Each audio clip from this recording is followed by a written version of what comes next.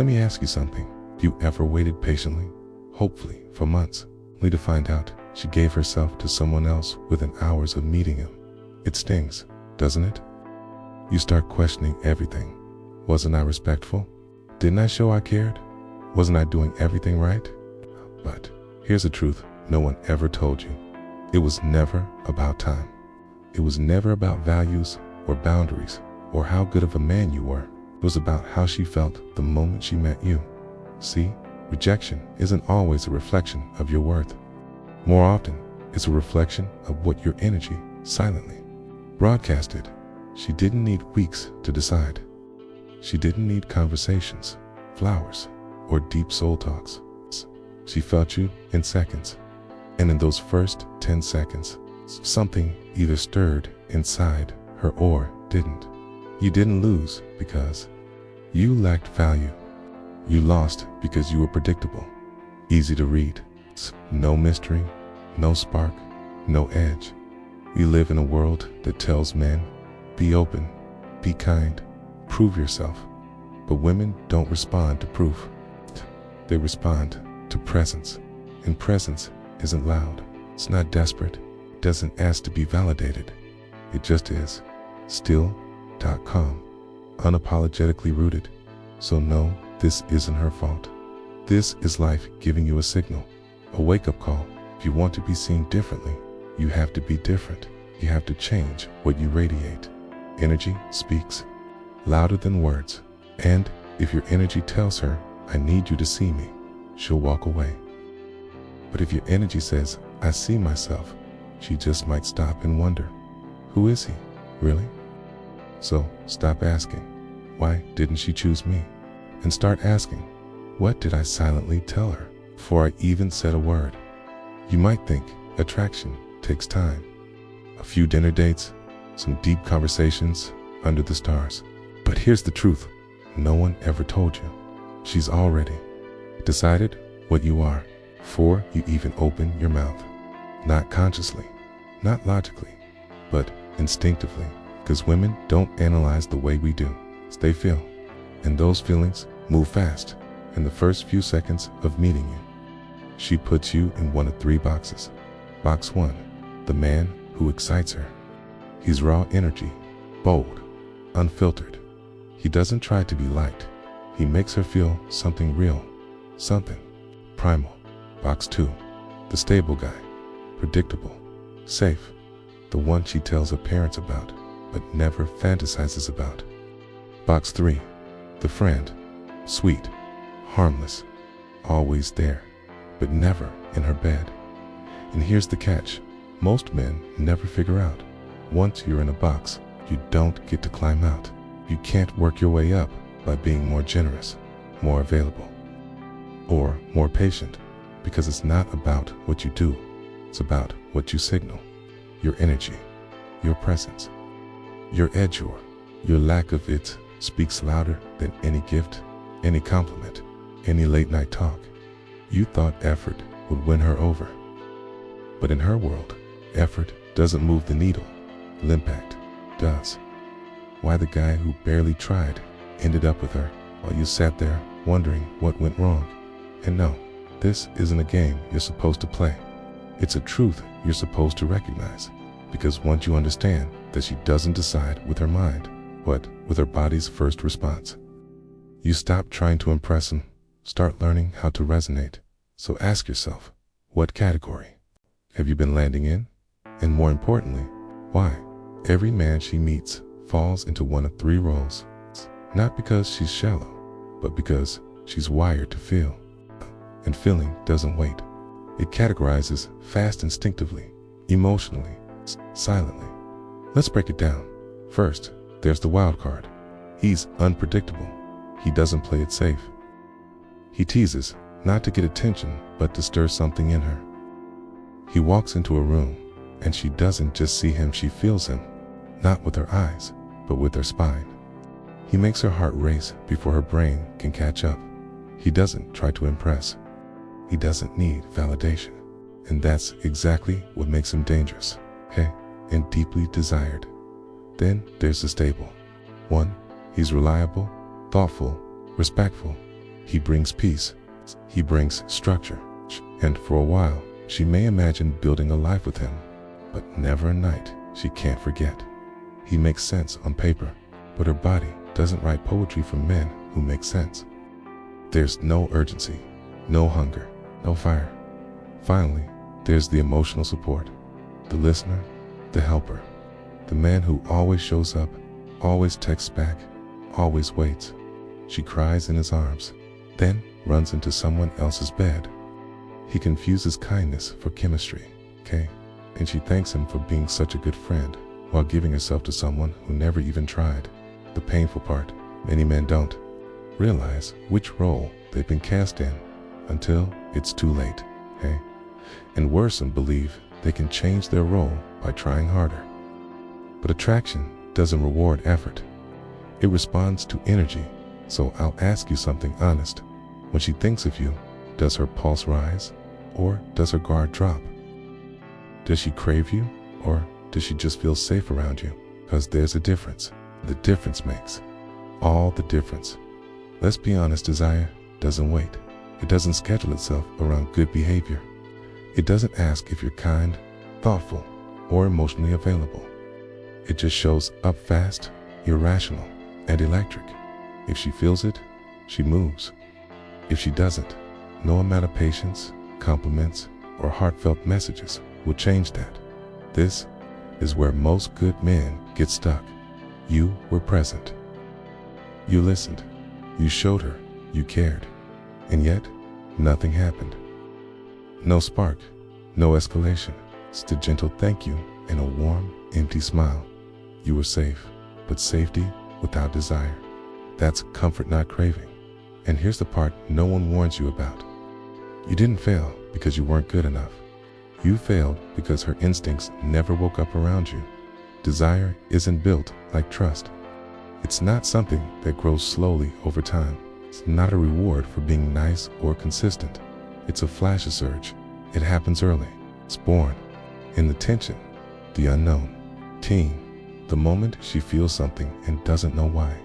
And if that ignition doesn't happen quickly, you'll find yourself spending months chasing a connection that was never truly there to begin with. It's brutal, I know, but it's freeing too, because once you understand this, you stop trying to build attraction through effort, and you start realizing it's about how you enter the room, your tone, your stillness, the tension in your silence. The man she sleeps with didn't ask, he didn't beg, he didn't earn it.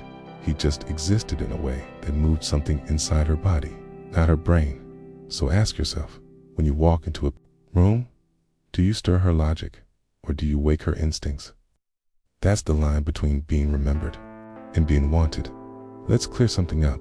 The so-called nice guy doesn't get rejected because he's too nice.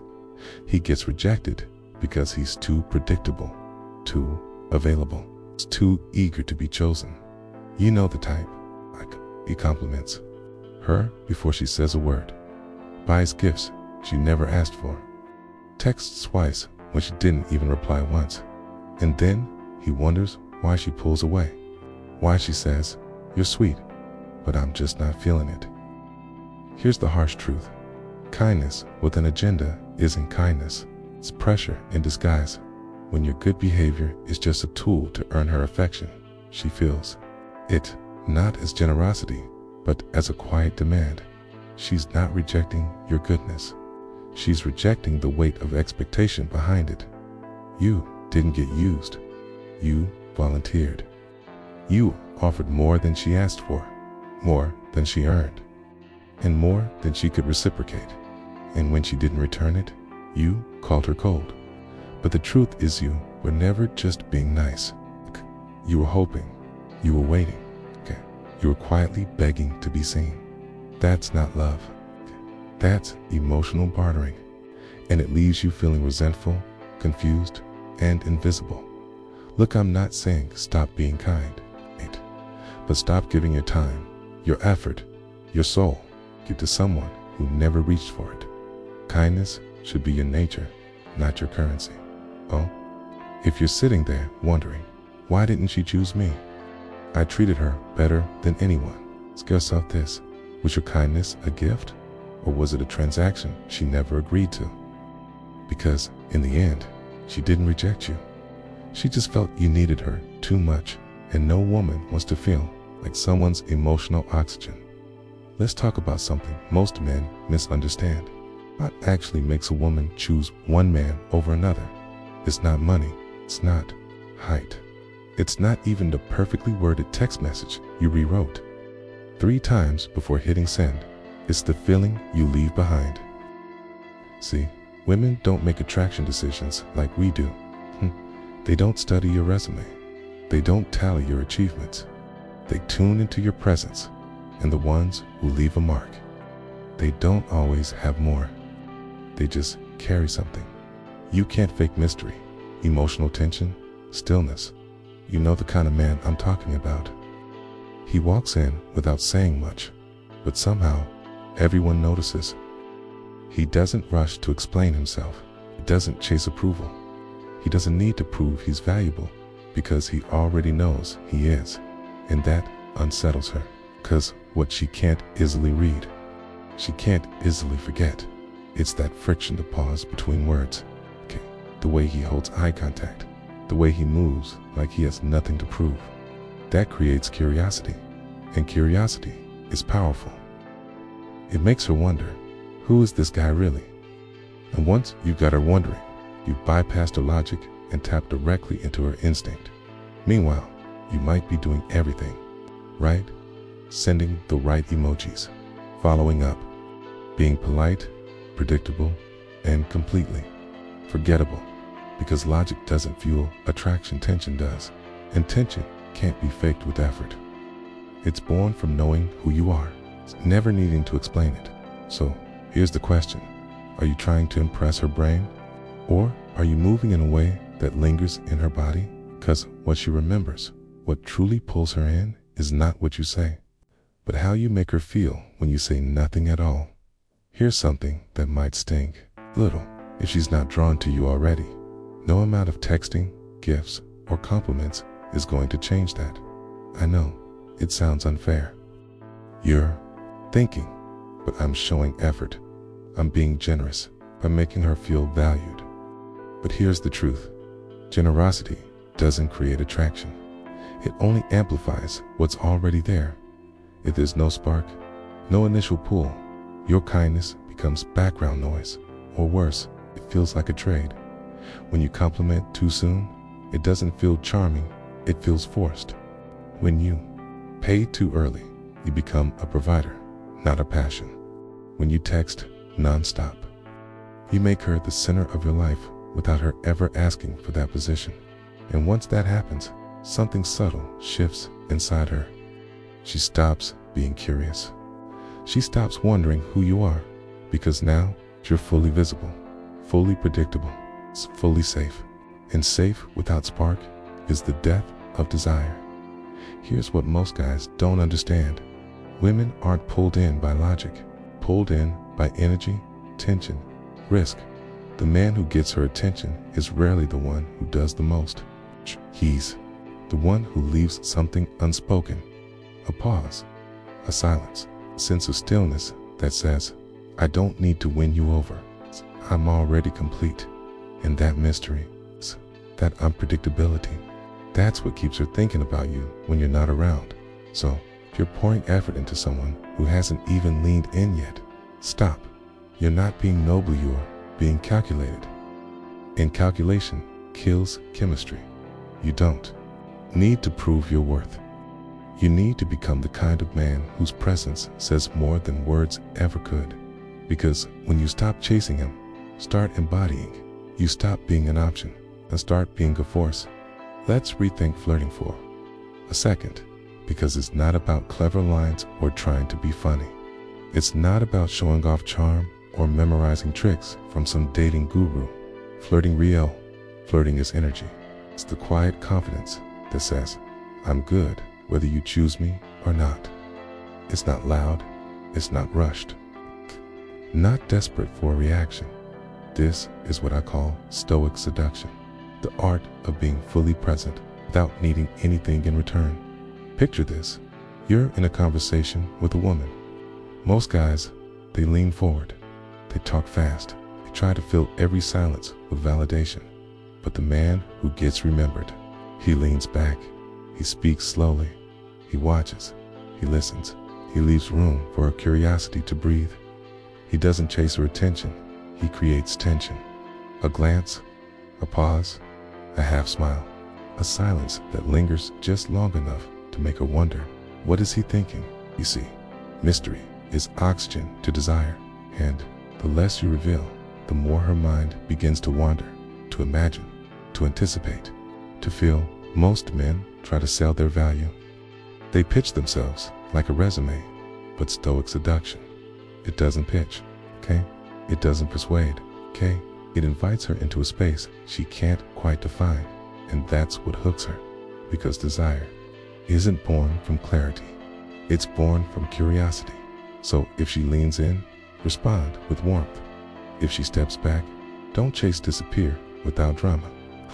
That kind of self-control, that calm detachment, it's not a tactic.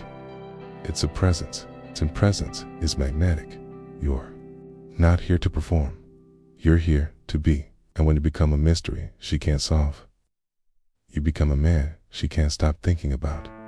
Before you give your time, before you open your heart, before you start hoping she sees your worth, ask yourself one thing. Has she felt your energy yet? Because too many men make the mistake of investing before they're felt. They offer attention, affection, even commitment to someone who never leaned in, never reached back, never even noticed. You're not a contestant. You're not here to audition for love. You are the prize. And a prize never chases it, radiates. See, attraction doesn't begin with action.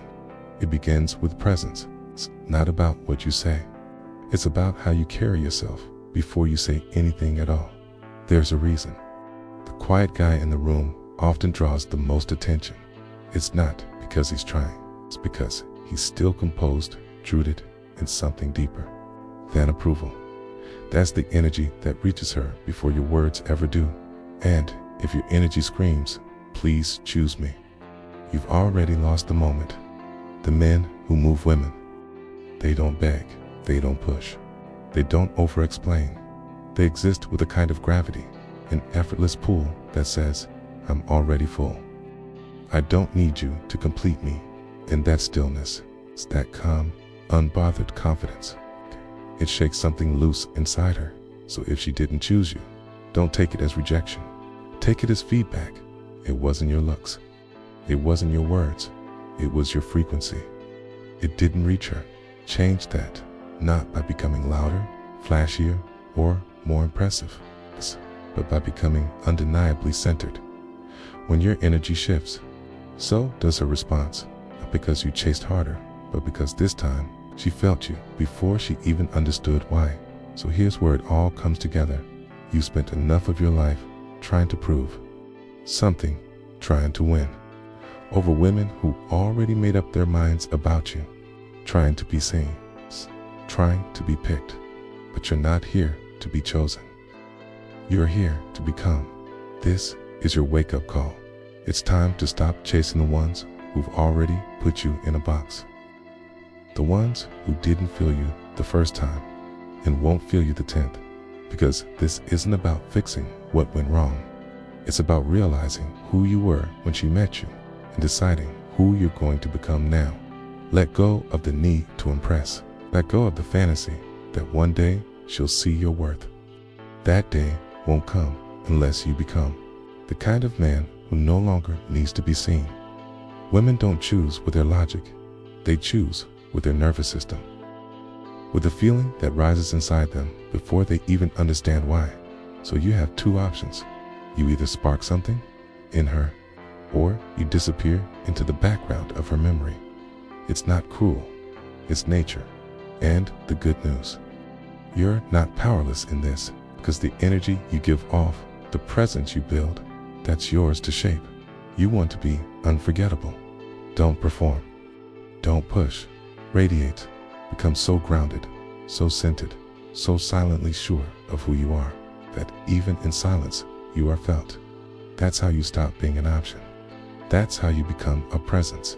So, if something in you just clicked, if you felt a truth here that no one ever said out loud, share this message, leave a comment, and step forward into the version of yourself who doesn't try, because he already